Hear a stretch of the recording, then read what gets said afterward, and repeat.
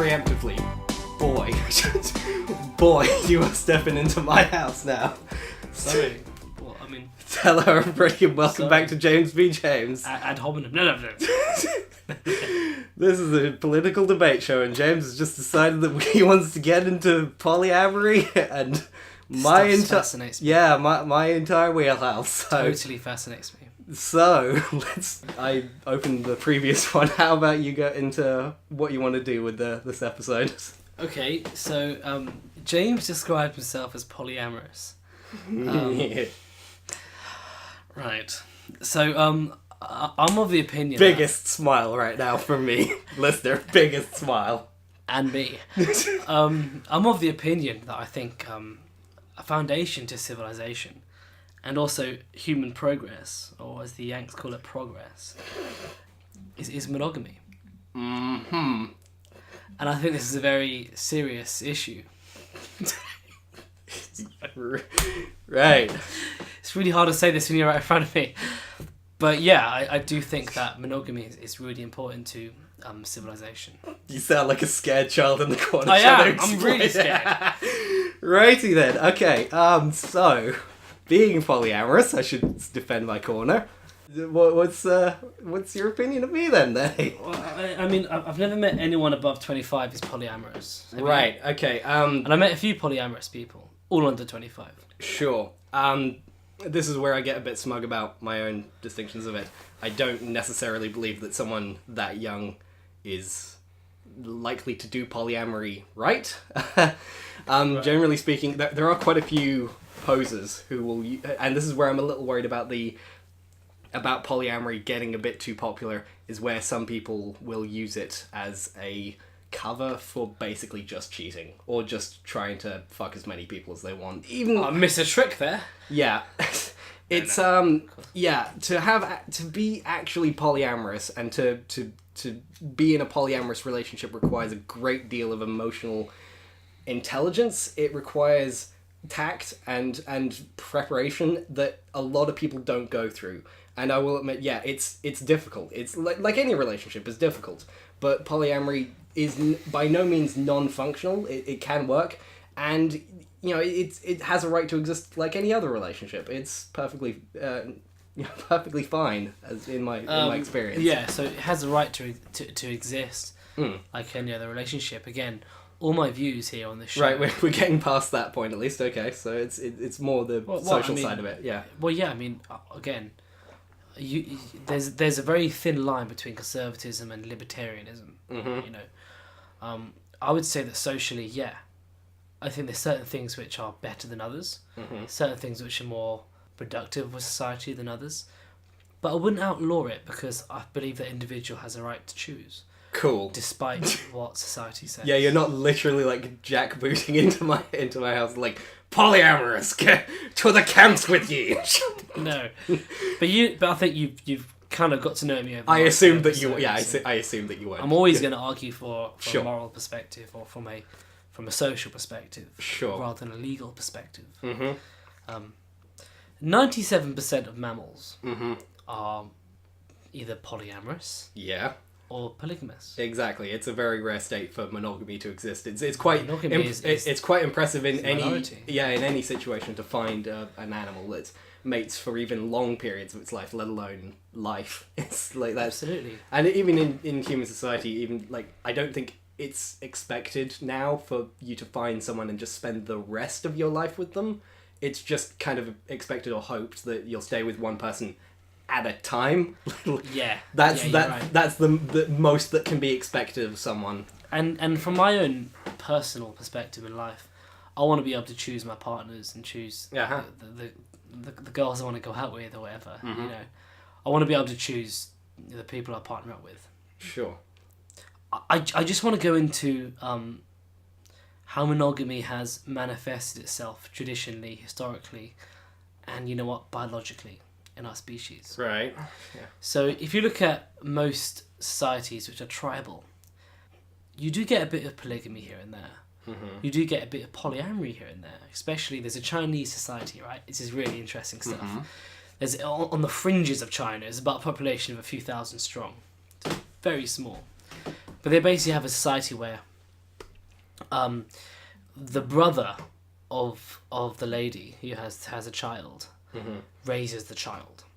Interesting. So what happens is that the woman would lie in bed at night and leave her window open, and that basically is an invitation for men to knock on the window and go, "Hey, can I come in and consummate?" Huh. Right? And so she'd be like, "Okay, cool." And then when she's pregnant, the brother goes, "That's my boy." Huh. Okay, so that means that any man can sleep with whoever he wants, any woman can sleep with whoever they want, and the baby still gets raised by a stable relationship. That is a clever way around it. It's fascinating, isn't it? Because monogamy, at least generally developed, or at least marriage developed as we understand it today in the West, as largely, you know, especially in the upper classes, as a way of protecting you know, inheritance rights. You know, it's like, oh, this is a trueborn son versus a bastard because, oh, well, they were married, so they made bastard. that. Yeah, I am a bastard. Jon Snow. Yes, it was, literally, yeah, Game of Thrones. Did you say I am a bastard? Yeah, no, my parents were never married, so yeah, I'm technically speaking a bastard. So that used to be a major issue. Yeah, a major issue because a bastard could not inherit, and yeah, marriage was used as, even if the man didn't have another woman to go home to, it was seen as wrong to have sex and, you know, give birth to a child without wedlock because yeah, that was confusing for inheritance laws. It made things very, very difficult. And yeah, from that perspective, in medieval times, it was, yeah, monogamy was the better thing for the upper classes at least. Yeah. In terms of the society we're in now, I don't think that's as much of an issue. So. No. I'm still exploring this issue, but I do have my bends on it, as I said at the beginning. But I'm still exploring this issue. So when it comes to things like polyamory and polygamy, I mean, well, to get back to our point. So in China, you have a society which organises itself in these kind of bohemian lines of relationships, or we would call in the West bohemian at least, and it works generally, unless you don't have a sister, unless you don't have a brother, and therefore your genetic line is over. So if you're talking about individual freedom, that's gone. Now, if you want to look at individual freedom from a monogamy point of view, having your marriage arranged for you, people would see that as a huge limit on freedom. Yeah. And that's actually very big in the Muslim world. But it was very big in the Christian world only up to 150 years ago. Yeah, exactly, yeah. So this idea of this romantic notion... And big in the Hindu world as well, yeah. So it's still big in the Hindu world. Yeah. This idea that you find someone you love forever, and they're with you forever, and you choose that person, and you love them when you're 20 as much as you do when you're 80. This is a romantic notion that's only been around since the days of Nietzsche. I think it was pretty much designed to kind of justify the idea of marriage that was very much more a political contract prior to that. Like, it was more to decide inheritance rights, and it was also, you know, for social stability. Whereas once that was past it was like, oh, we've still got this thing of marriage. Why is it there? The romantics came in. It's like, oh well, you love that person, you know, and forever. And it's justifying. It's pretending that lust forever, and like it's saying that's meant to last forever, which is just unreasonable. Which is absolutely you're absolutely right, and this is why I think monogamy is still the right and the best way to move forward, to organise society, because I don't think that you should just be with someone because you love them in that moment, and you love them because you love them, right? When you choose a life partner, and again, I'm talking about ideally. I'm not talking about something that I personally would do or whatever. Sure, I know that I'm part of the modern world, but ideally, when you choose a life partner, till death do we part, right? Unless they're being violent or abusive, it's a bit different. But if you say, okay, well, I haven't loved you for 5 years, but actually I've chosen to be with you, and I've chosen to raise a household with you, I've chosen to have children with you, I've chosen to be in this community with you, I'm gonna have a greater sense of love, where I don't only just love you on an emotional level, I love you on a wider level, in the sense that I can look 20 years in advance. And this is where monogamy has really failed in the 21st century in the West. I would agree, yeah, it's failed. And yeah, the push towards individualism has meant that some people have, just run out of marriages that were maybe salvageable. I don't know. Yeah. It's happened. And the children suffer. Yeah, no, definitely. And yeah, a 2-parent household is, is helpful to a child, absolutely. I mean, I'm not going to be one of those guys who say people who live in 1-parent households are going to be messed up, or whatever, and that's just a hyperbolic approach. Well, for example, like my parents split up when I was 3, but I still got to see my dad every week. Like I got to see my dad probably more than some kids whose parents are together, because like he made time for me. Well, there we go. Yeah. Yeah, so I absolutely think 2-parent households, whether that's 2 men or 2 women or man and a woman, is good. You want 2 people to balance you out a little bit. To have 2 personalities to push you in certain directions. That's always good. Yeah, and just 2 people to share the load. Parenting's hard. That's kind of completely separate from polyamory as far as I'm concerned. Well, I'm saying in terms of what my definition of polyamory is, and what what I practice it as, and what it means to me, is entirely separate from the idea of child rearing. It's that's a separate issue as far as I'm concerned. Ooh, see, that's really interesting to me, because for me, monogamy and marriage is very much connected to child rearing. In fact, it's the main point. So, if you look at polygamous societies, and you know what, this is really interesting, because Islamic societies are more polygamous than Western societies, by and large. I mean, this is a statement of fact. This is not my opinion. Okay. I don't have statistics or really a reference to say one way or the other, so I'll go with it. But what you get is a higher propensity for violence, and the reason why is because if you're a male without a huge amount of resources in a monogamous society, the way society is built is that you will be matched with someone of equal standing to you. So if I'm a peasant, I'll be matched. Yeah. 3 beers down. I'll be matched with a peasant. For noble, I'll be matched with a noble. Okay, and the idea of having more than one wife is just morally repugnant in the West since the 12th century, right? But the idea of having concubines, obviously, of course, it happened, but it was looked down upon. Okay, for the same reason. So you're matched with someone of your social standing. Okay, and actually in the West now we generally match with people of our social standing. Generally, men tend to find women who are more beautiful, and women generally get with men who are wealthier. That's the trend. But that's a different kind of pair bonding, biological. It's a separate thing. Yeah. But in these kind of polygamous societies, and we saw this in the Mormon societies, as Mormonism was forming, there's a huge amount of violence at the beginning. We're finding that it'd be the dominant male with the most resources and the most power would have 6 or 7 wives, maybe a wife of equal standing, a wife of just slightly lower, and maybe a peasant wife on top of that. So they have a wife from all the social ladders, all within his own frame, and that leaves 7 men without wives. Sure. And although there are more women than men in terms of reproduction, about 51%, 49% roughly. See, this is a. It's not. Well, just finish the point. It's not. It's not actually what it creates. It creates resentment in the men who don't have wives, and that creates the violence. Sure. So what you're describing there is polygamy, not polyamory. Polyamory is, and I'll be quite happy for this. I'm setting a precedent. Sure. I mean, I'm quite happy for this episode to turn into a question and answer session, if you want, of just me explaining what and what I believe polyamory to be. I know what polyamory is. Yeah, I'm just setting up the precedent. Polygamous societies tend not to be great because of patriarchy, tend to end up being a man. Give me a break. Tend to be.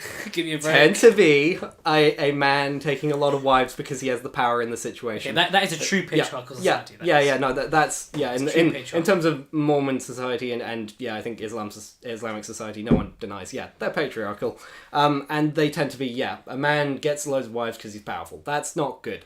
Polyamory is everyone's on an equal footing, and the idea is you love each other equally, and everything is on the table. It's detached from family and rearing. It is very much something outside of the family unit. It's the idea of, okay, we are a group of people who like each other, and sex is fun, and we some may be romantically involved with each other, some may not be, but we just all agree to do what we want to do, and that everyone is okay with each other's social contracts. It's not something that's built as a baseline of society. It's just, hey, we don't have to date exclusively. It's just a matter of freedom. You get to, because we're okay with it. We don't have the social hang up of jealousy in a relationship. That's the point of polyamory. It's, and it's not necessary. It's not going to replace monogamy. People are perfectly fine to be monogamous wherever they want. So I remember I was with a girlfriend for years, and I remember you saying, I'm polyamorous, and the only reason why you would feel upset if your girlfriend cheated, or went away with another guy, or even left you for another man, is because of your jealousy. And because of your own selfish needs. Okay. So this really got to me, and I was thinking about it for some time, and I thought it's really hard to find an argument against that. And then I kind of thought, well, actually, no. It's a human trait to be attached to a particular individual. It's a human trait to fall in love with one person, or at least be attached to some person. I'm being a romanticist here, but at least to be attached to one person and pair bond with them for life. So when you're saying to me, sex is fun, sex is easy, and it doesn't matter, you're saying that within a 21st century context, we have the technology to be able to have sex with whoever we want. And I'm saying, you know what, guys, if it works for you, go ahead. What I'm saying is, actually, in the long term, it's never going to work. And eventually, why not? You're going to have children, and eventually, things have to move on. This is a young person's game, which is why polyamorous individuals don't live beyond 25. They live, obviously, but they don't. No, I get the idea. They don't continue their lifestyle. Yeah, I get the idea. It is generally, practiced by young people because there is a bit more freedom in that sense. And but young people are sexier too, aren't they? You're actually able to have a polyamorous... when you're old, you're not as desirable. I've mischaracterized it a little bit. It's not entirely a sex thing. Sex is part of it, sure. But the thing is, the polyamorous situations I've been in, at least, have involved intense romantic and social relationships. These are people who were close to me, who I cared about a great deal. It wasn't just sex. In fact, I personally, despite being polyamorous, sex to me is gravy. It's the side benefit. Like, to me, I want a relationship with someone I care about. I'm just also capable of accepting that person is free to be with other people as long as that I'm aware of it and they're safe when they're doing it, like, so they're not spreading disease, and it's all above board, everyone's clear on what's happening, and that I'm able to do the same, and it's a clear contract with each other. As long as everything is understood and clean, it's perfectly fine, and I don't have that jealousy side of it, and maybe that's just how my brain is wired. This is where polyamorous people may just be wired a little differently than the general population. I do think most people have that form of jealousy, and that's fine for that to be. I just don't. There's biological underpinnings for that, isn't there? No, I'm not disputing that. It's jealousy is a big part of it because you want to know if you're raising your kid. Or not. Obviously, you want to know that you aren't raising someone else's kid. You want to know that. Sexually transmitted diseases are a concern. It's definitely something that needs to be monitored, and this is why I said polyamory is not for the faint of heart. It is not actual polyamory where everyone is kept abreast of what's happening and is cares about each other, and it's a personal relationship, is rare because people find it very hard to do, and some people some people are jealous. They jump into polyamory thinking that it's for them, and they get jealous. It's tough, but this is my point of, like, for the people who are like me, who are able to go without the jealousy side of it, it's just fun. It's not. There's no damage there. Yeah, totally. I just think, is it sustainable? Depends what is any relationship sustainable. Well, that's why I go back to monogamy. So I think people are, I haven't felt these romantic affections with this person for about a year. Give me a break. There's people, you know what's really interesting about this? You get people like, when I was in Saudi, people who were from Sri Lanka, and they would move over to Saudi, and they wouldn't see their husband or wife for about 7 or 8 years. And they just trusted their wife was looking after their kids back home. Yeah. And they come back with $30,000-$40,000, whatever. But look, I've made our bacon, Yeah. And they just trusted each other. You know, and they have this kind of idea that even if I don't feel like I'm in a relationship for 7 years, even if I don't feel like I'm attached to this person, actually, I've committed to myself, to this person and this family.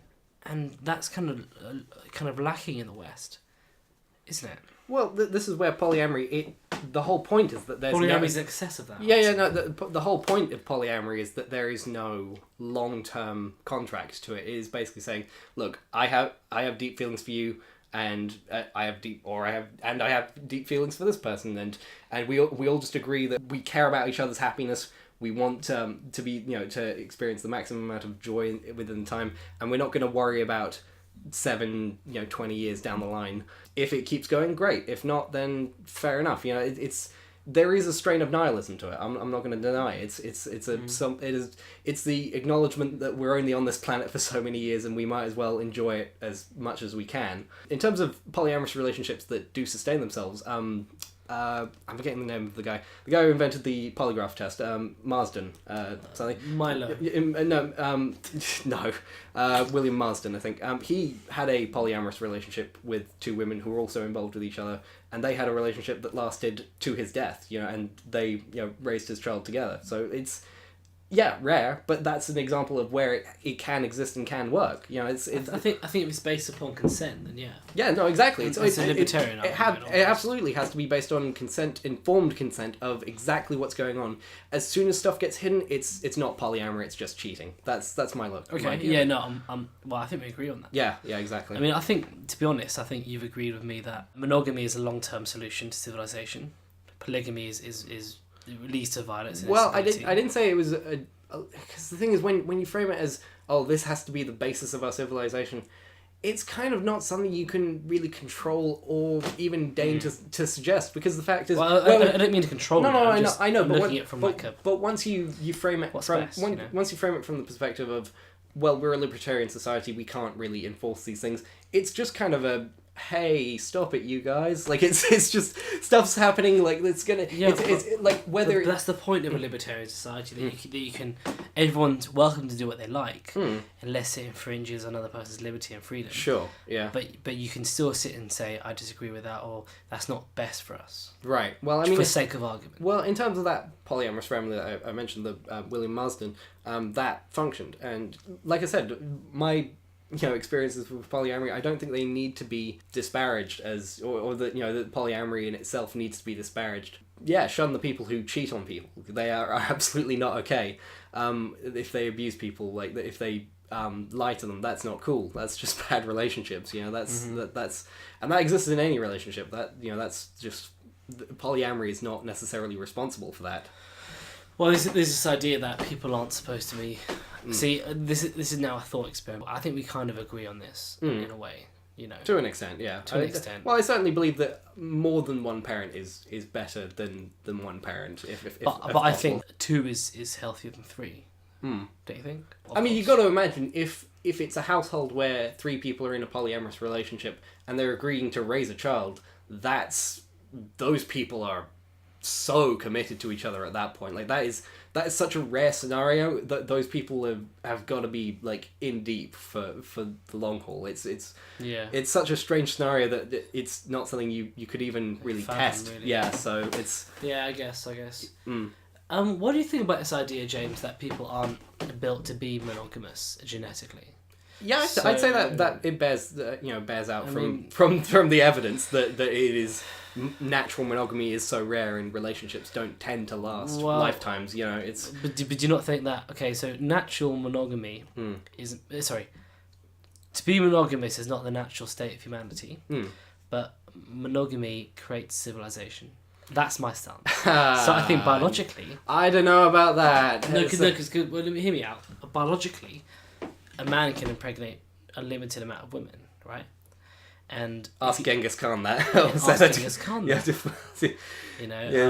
His genetics are in what is it, like 40% of humanity? I think it's like 16% of humanity. I thought it was way higher. No, but it's enough. Actually, no, 40% sounds ridiculous. Actually, yeah, it would be pretty crazy, right? But still, like one guy, 16% of humanity, like that short of time on. Yeah, that's insane.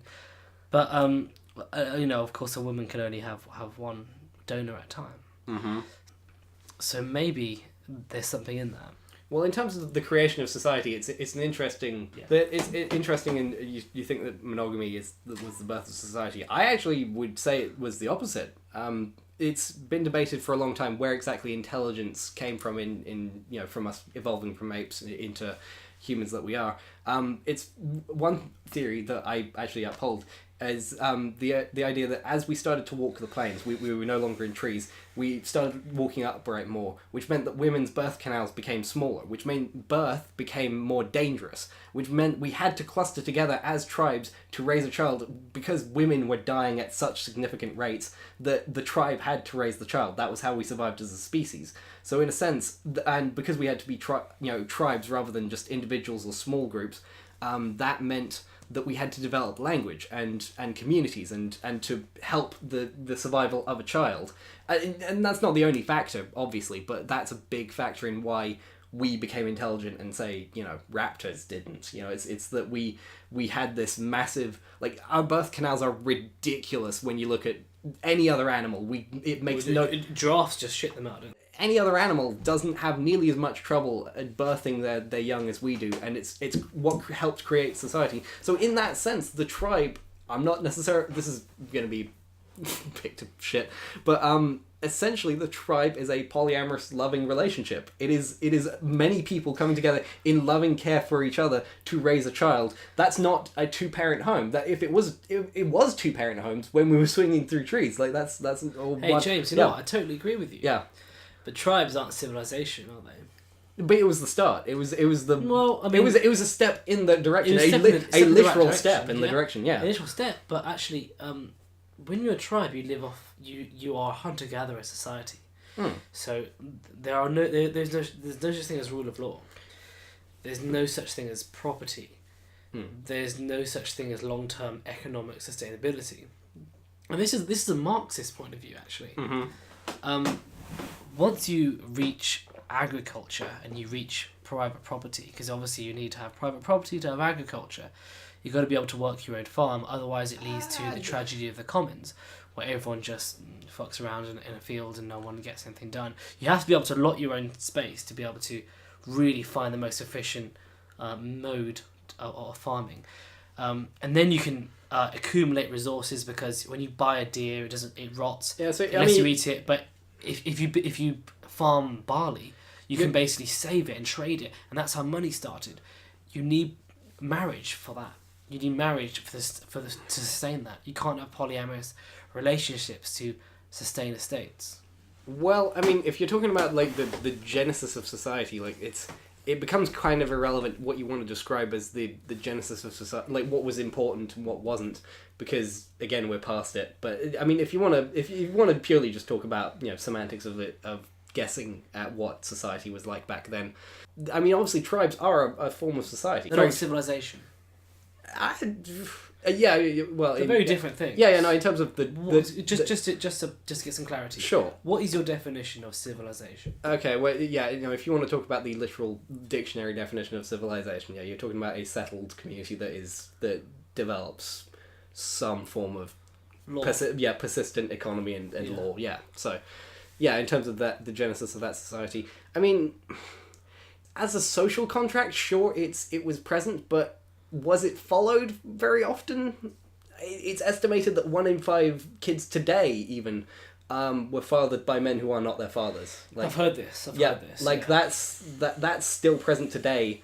Can we expect any better of the dawn of civilization, people? I don't think so. Like, but that goes back to what I said about monogamy being the birth of civilization and a stabilizing trait, and then animalistic nature pushing through that into more kind of polygamous style relationships where the successive, I don't really believe this alpha beta male stuff, but a successive male can infiltrate his genes further. So maybe there is an animalistic side to us, but civilization is that stabilizing factor. Is it though? Because like I said, it's basically just society wagging its finger at a behaviour that is very clearly just going on anyway. Like at that point, like when it's 1/5 of kids are literally fathered by men who aren't their fathers, quote unquote. and that's modern day. I imagine it was much I find that hard to believe still, although I have heard this. Yeah, but it seems just a bit radical. That's what the statistics are. I mean, if you want to pick apart the survey, go ahead. I'm not into picking apart the survey. It just seems that's what's been reported. And yeah, I can believe it, and I can imagine it was probably much worse back then. So I mean, when you say it's society basically and like, yeah, monogamy. It's like I said, it was preferable in early stages of society to legitimize property rights, because that was the whole point of it. Was, oh well, I own this plot of land, therefore I must give it to my son because I'm going to die eventually. Oh no, I don't know if my wife has been faithful. Well, if we say that we were married, then that's some kind of clarification. Like it's basically just a wing and a prayer. Okay, let's just say yeah. Practically, yeah. Yeah, practically speaking, practically speaking, yeah. But I still think that you said 1 out of 5. But 4 out of 5 are monogamous, right? Well, monogamous enough to that their father is their father. That doesn't mean that their parents were monogamous. Like that, it just means that's as far as we can the shot missed. Is all I'm saying. Like but that's as far as we can go, isn't it? 1 out of 5 is pretty. Like if you're shooting, that's enough. That's a big enough chunk of society to say. But in able to play with it, 4 out of 5 kids are from the monogamous parents. Okay, so what's happening now? I mean, just to be clear, I'm not defending those cheating parents. I'm just saying, dude. I'm just saying what's there. Like, no, yeah. I'm just saying that we're committed to the truth. Yeah, No, it's. I'm just saying that as much as it's nice to say monogamy is good, stick with your partner, doesn't happen. Really. That's because I think the animalistic side comes out, which is something that should be tamed, and civilization tames people, doesn't it? I mean, murder is so and theft is so common throughout the animal kingdom.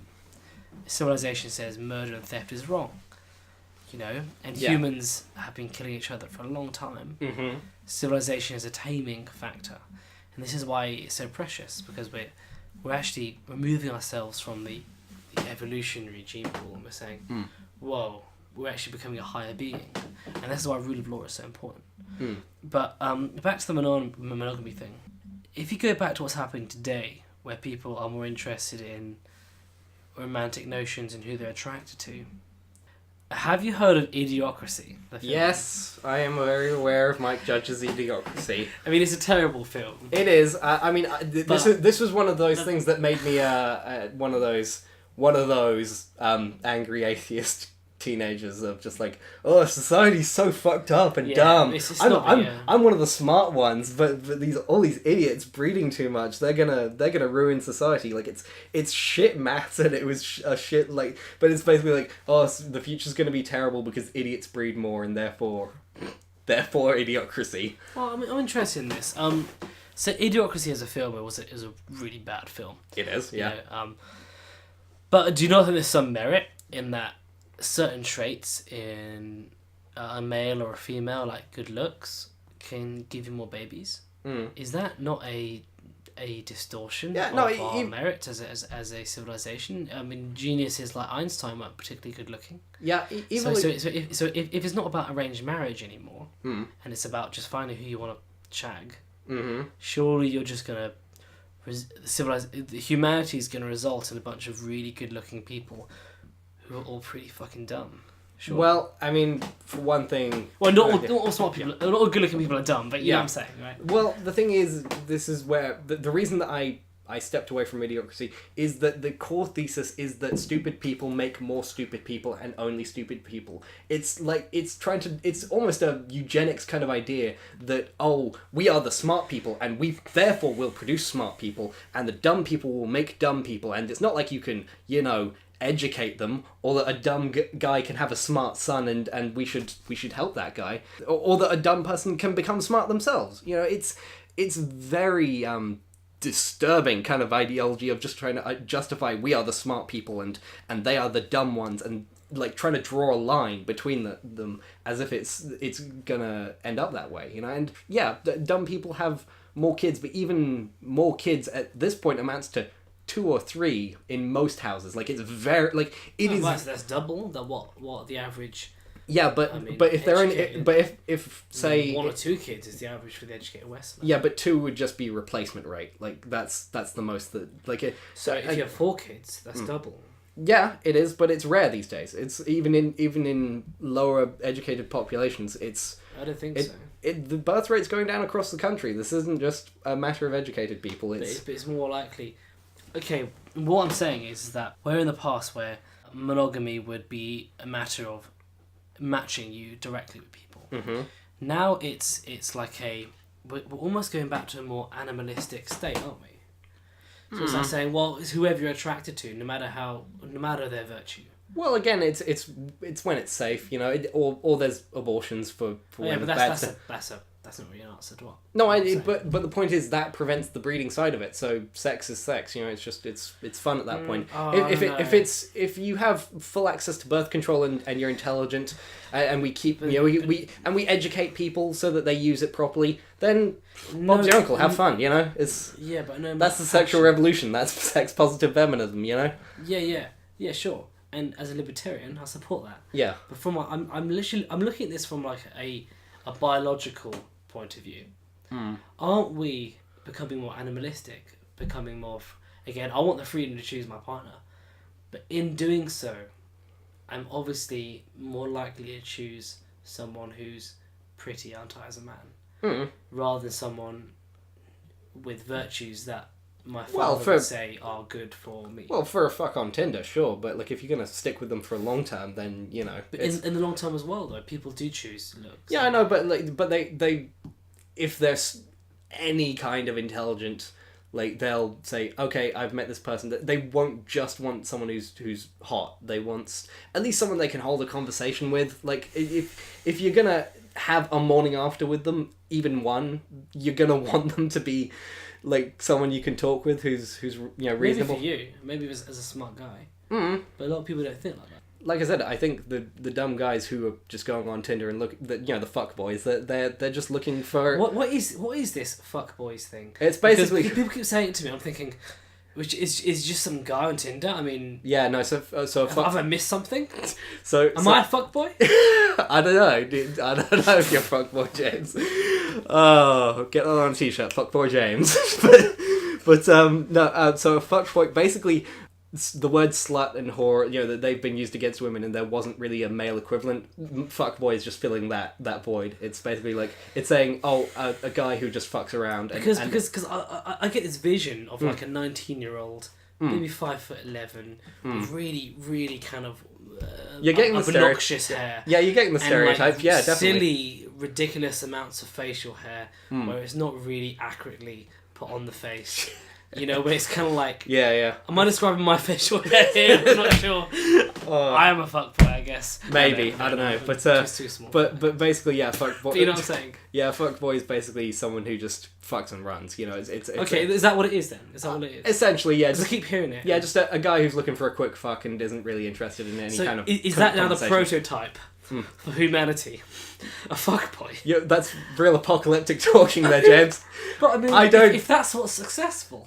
Again, I don't think genetically, because the woman has the you know the ability to get birth control and better birth control as we're going on, like implants where they don't even have to think about it. It's just literally always on until they don't want it anymore, or abortions in the few cases where it gets that far. As long as that's available to them, it's not really an issue. If they fuck boys and then they realize, oh shit, I'm pregnant. Abortion, I guess, or I mean, that's abortion has to be a topic. That's it's not a preferable situation. Really, you want abortion to be a last case scenario. Like it's you the best case scenario is better that they have an implant and that they prevent or that they use a condom, or that's what should be definitely pushed more than the abortion. Like it shouldn't just be a free pass to everyone. Yeah, I'm not suggesting that. Let's just clear that up. Cool. Yeah. But you're assuming that people think like that, and that people plan ahead and think, oh, you know, I'm gonna have sex tonight. I know this guy's a, how you say, fuckboy. Yeah. Or whatever. I just think the girls I know do prep ahead. That's literally their thinking. It's like, oh, I'm about to go out with a fuckboy. This is for sex. They've got either an implant or they come equipped with condoms.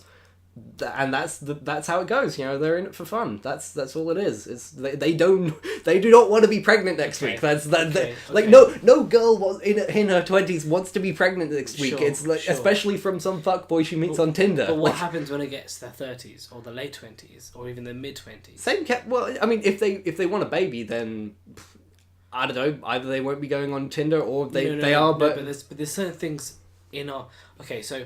When a girl is ovulating, there's certain pheromones that they give out, where actually their face changes slightly in the sense that there's a puffiness in the cheeks, and that there's a different sort of kind of almost they emit a different energy, right? That men are attracted to. Okay. And these things are kind of like when you pair bond with someone, these things are mixed in with that. And you kind of attach to someone, and then you quote unquote fall in love with someone, and that's when people decide to pair bond for life, monogamy, babies, marriage, divorce. Divorce. No, but that's the traditional view, right? But biologically, you do pair bond with people. Humans pair bond. So, I'm saying if you're just going to go around sleeping with whoever you want, that confuses the biological process. Again, I'm not talking about my life or your life. Yeah, but again, I'm just talking from my biological point of view. Yeah, but again, the point of view of just like they're not having babies, so who cares? You know, they're having fun. But it just seems a bit empty. Life is empty. Nihilism for the win. You know, it's just look. They're just having fun. That if they're smart. Is that a Western point of view? That's our modern age. Probably, but if they're putting itself on our species. Look, just like if they're just looking for a fuck. It doesn't go much beyond that. If they're like not even any kind of smart, just like you don't want a baby, just. Get birth control. Get an implant. They're great. Obviously, takes all the thinking out of it. Just get. Obviously, I'm not against people just going out and doing whatever. Yeah. You know? Obviously, come on. But I'm just from a thought experiment point of view. I'm just interested in whether that's really gonna fulfill our long-term happiness. I don't think anything fulfills long-term happiness. The fact you gotta be happy in the moment. You gotta find stuff that it seems hedonistic to me.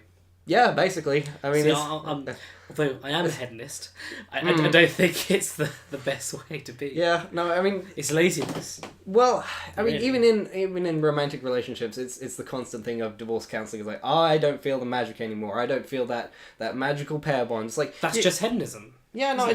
I mean, I don't think they should necessarily split on that, but you have to find new reasons to like. It's basically like shit reference, perhaps, but it's like Doctor Who. Just you regenerate. You're a different person 10 years from now, and at that point you have to find new reasons to like them. You have to keep having conversations. You have to keep it going for different reasons than just lust. Like this is the point I made about like marriage was used to, or the idea of the one was used to justify lust and chemical reactions that don't last. So it's to try and keep the marriage institution going. This is where I would almost want marriage to be kind of a 12-year contract where that's interesting. Yeah, I would want it. Interesting. I would want it to be because some marriages just turn dark, and that's the point where you'd want to ditch out. Some marriage contracts really make that kind of not viable option for some people. Like that they would lose half their stuff or whatever. But like I would think. Marriage contracts should be just these 12-year things that you have to renew, because then you affirm your marriage each time. Every time you do it, you're having to say that you're still working by those vows. That would make it stronger, I think, if people had to commit to it each time. So what would you say to the person where it was 15 years of misery and the last 10 years were amazing? Well, what do you mean? Like say you had 5 years of greatness, 15 years of absolute misery. Yeah. In the last, 10, 20 years. Yeah. We're great again. Well, it's really hard, isn't it? This is my point of just like, you've got to live day to day, It's like, if you think, this marriage will get better 10 years from now, if it's just misery, like, I would absolutely recommend counselling in those situations, and to try and find the reason. But if you can't, marriage has got to end. A bad marriage is not worth saving if you are just like completely different. Like I said, it's like regenerating. You've ended up as completely different people.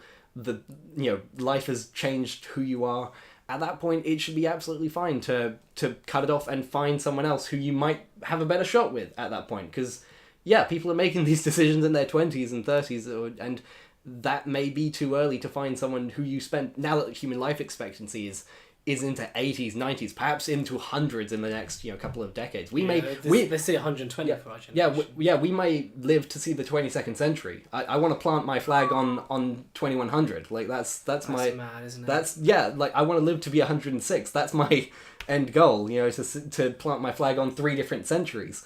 And when lifespans are that long, having a marriage that lasts your entire life is kind of a weird idea. Like back in the day, marriage was, oh, I agree to be with you for the rest of my life.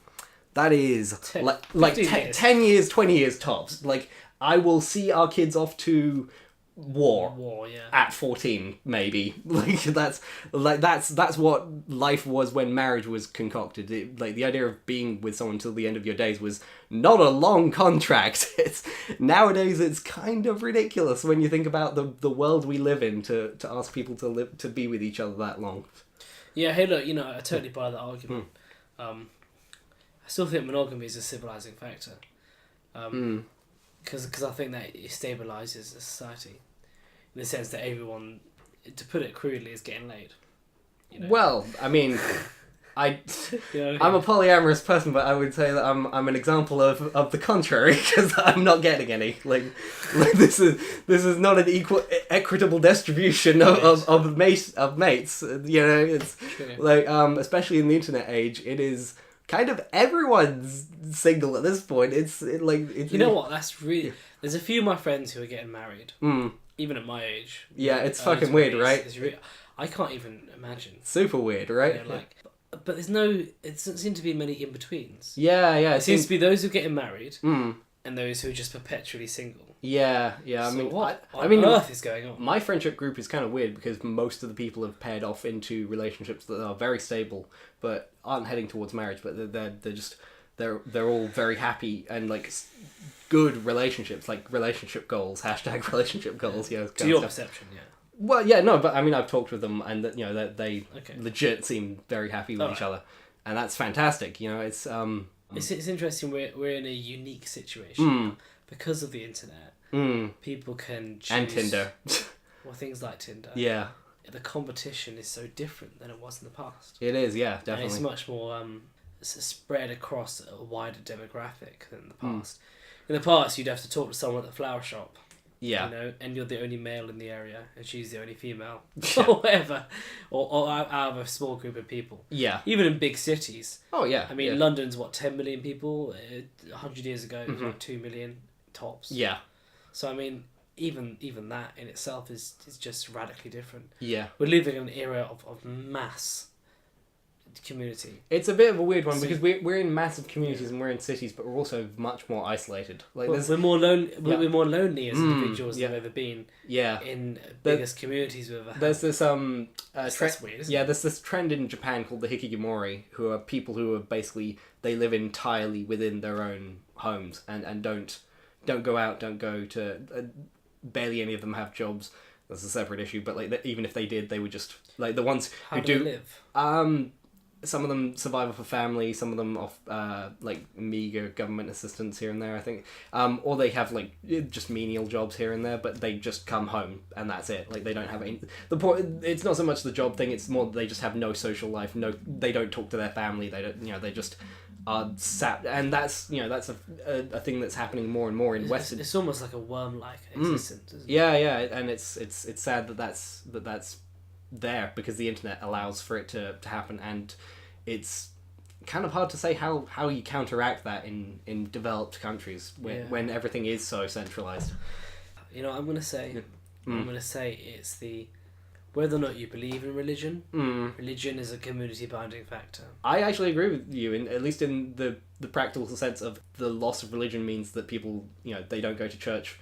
They don't have a local place where they meet their neighbours or anything. That's been a big factor. Yeah, people don't have a local area to go to, really. I think you know what, this has been another chilled one. Yeah. I think we To kind end of on seem to agree. Yeah, to end on a bit of a completely Wild card? a bit of a wild random card. What do you think of the idea of artificial wombs?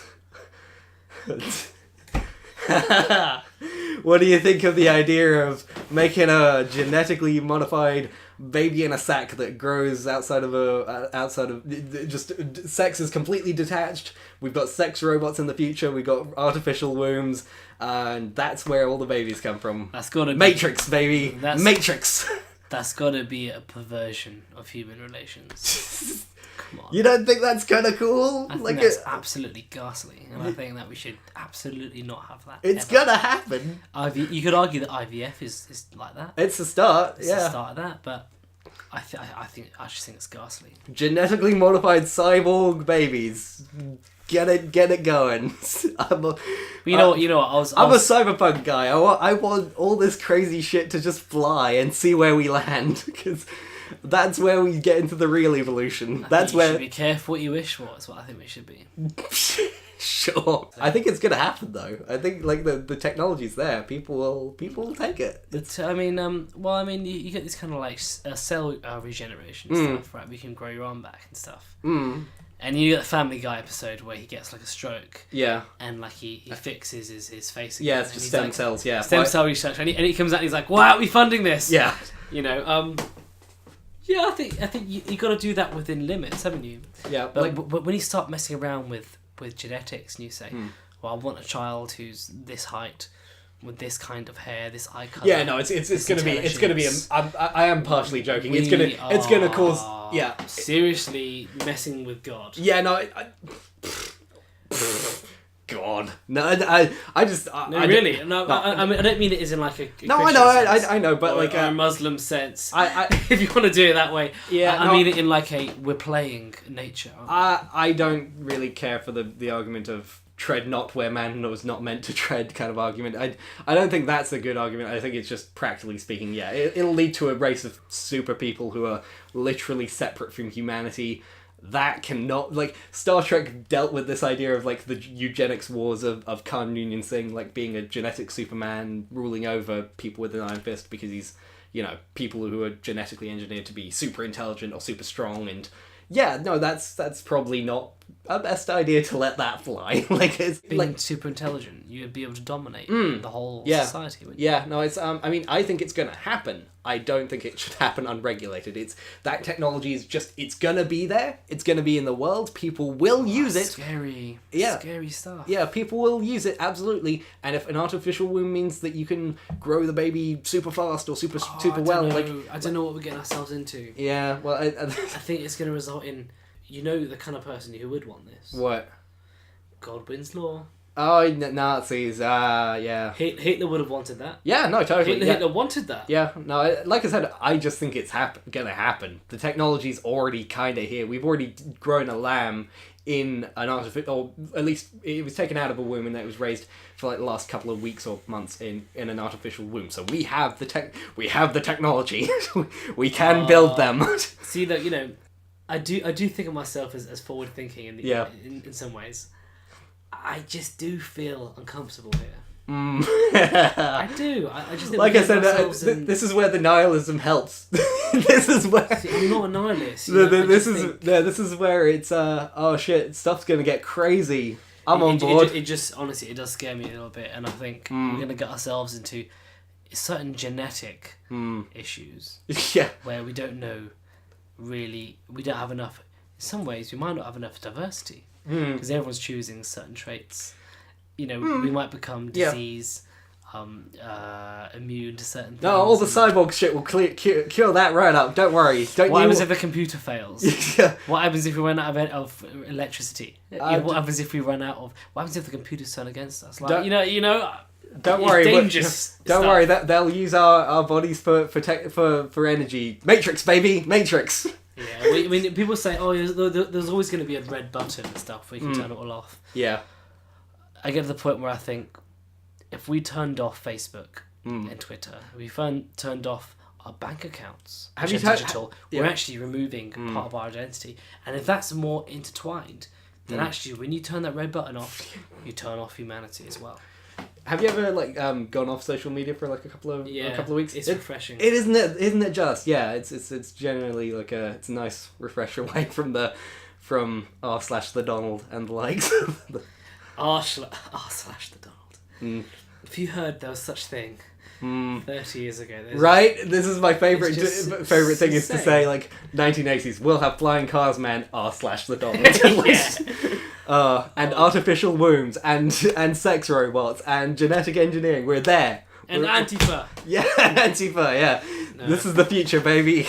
No, Idiocracy. Let it ride. It's squandered on us, isn't it? Kinda, all yeah. our blessings. This is why I say we're at the bottleneck of humanity. There's some fascinating shit over the hill, and I want to be there to see it in the 22nd century.